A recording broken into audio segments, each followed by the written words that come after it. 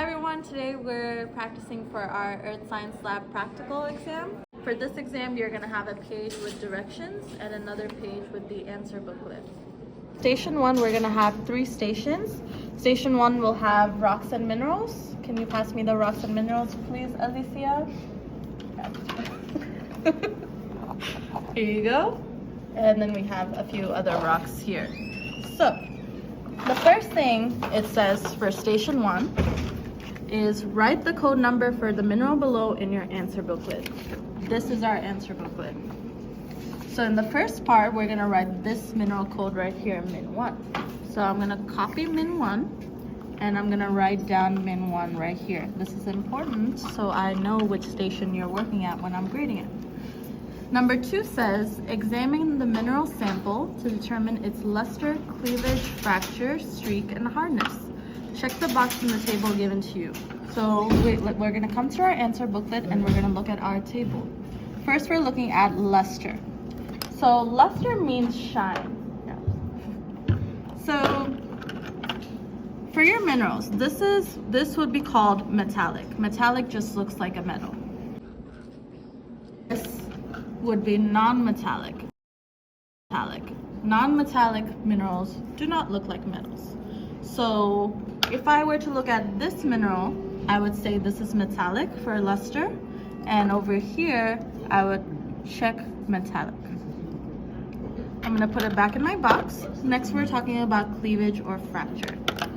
Cleavage looks like this. It has very strong edges and they always break evenly, almost like squares. Minerals with no cleavage look like this. It does not have strong edges. It does not break in squares. Same with this. These two do not have cleavage. Instead, we call them fracture. So if I were to look at this mineral again, this would be fracture because we don't have any sharp angles, we don't have squares, it's very uneven. So let's go ahead and check off fracture. Now we want to look for streak. For streak, we need something that looks like this. This is called a streak plate. What we're gonna do is take our mineral and we're just gonna scratch it onto our streak plate. If the mineral has a color that comes off on the streak plate, we're gonna mark color. In this case, we do have color, so we're gonna mark color. If we did not have any color here, we would mark colorless. Next, we're gonna talk about hardness. For hardness, you're gonna need a glass plate like this. Never scratch it on your hand, always scratch it on your table. Now, I'm gonna do this on here and I'm just gonna scratch the glass and see if this mineral scratches the glass. In this case, it does not, it's a little hard to see because we have some old scratches, but this mineral actually did not scratch the glass, okay? So if it does scratch the glass, then we would check off hard. Since this mineral did not scratch the glass, I'm gonna check off soft. Now the last part, we want a flowchart number. For this, we're gonna go back to our directions and I'm just gonna go through all the whole checklist that I made to find a number, a final number for my mineral. So in this case, I checked off luster is metallic, here's metallic. I checked off fracture.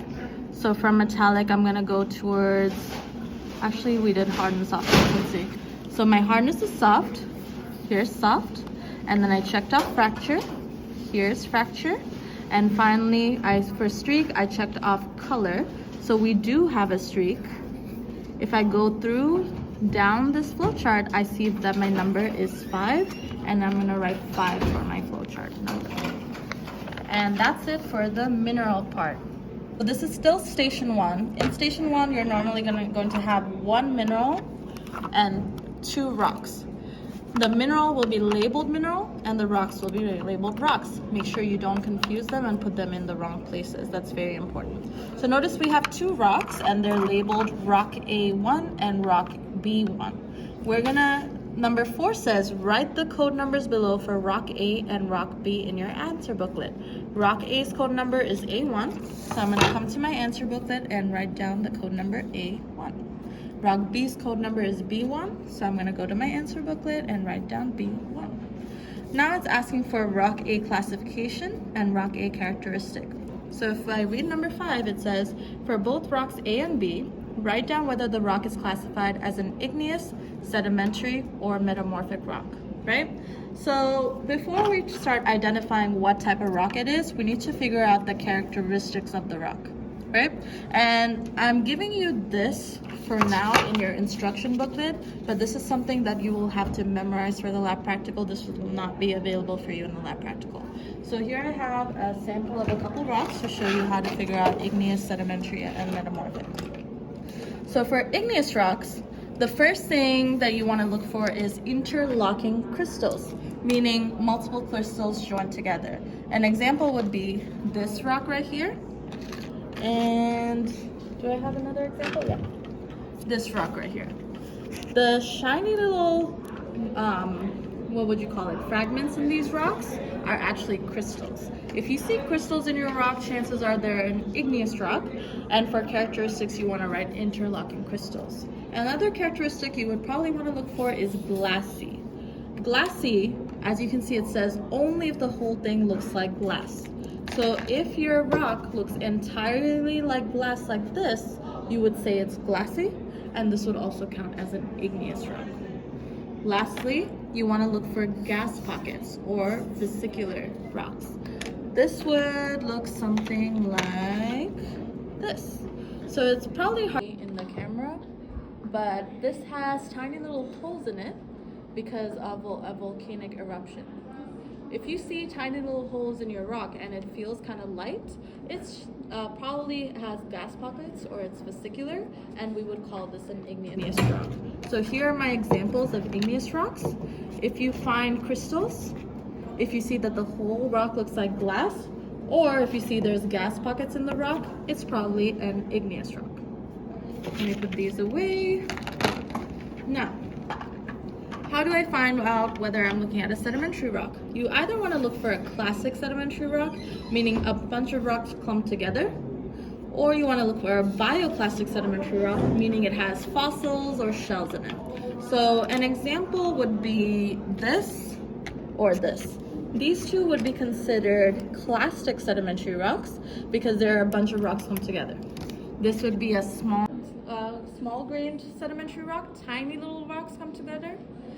And this would be a medium or coarse grained sedimentary rock, a little larger rock, okay, clumped together. Now, to look for a bioclastic sedimentary rock, I want to look for fossils or shells, and this would be considered a bioclastic sedimentary rock. Can you see the shell prints? So if you find shell prints or fossils in your rock, it's probably a sedimentary rock, and you would say bioclastic. Bio means living. If you find just a bunch of rocks come together like this, it's probably a classic sedimentary rock. Okay? Let's move on to a metamorphic rock. Show you how. So metamorphic rock, the only thing you want to look for is whether it's foliated or not. When I say foliated, I mean it has alternating dark or light layers, something like this. As you can see, this rock has layers of light and dark. If you see those layers, the chances are it's probably a metamorphic rock, and the characteristic would be foliated. Foliated means layers. So let's look at our rock samples. I have two rock samples here. Rock A1 looks like it has crystals in it. So I want to go to my characteristics, and first, if it has crystals, it's probably going to be an igneous rock. So for rock A classification, I'm going to write igneous. Now for characteristics, I'm going to look down on my chart here. Remember, you're going to have to memorize this. I'm just going to write interlocking crystals because I'm seeing crystals here. Interlocking. Sorry about my handwriting. Crystals. I'm going to do the same thing with rock B. Rock B would be a metamorphic rock because it has alternating layers of light and dark. So I'm going to go ahead and write down metamorphic for my classification. And for my characteristic, I'm going to look back on this chart and I'm going to have to memorize this later. I'm just going to write foliated for metamorphic because I see layers of dark and light. And that's it for our rock section.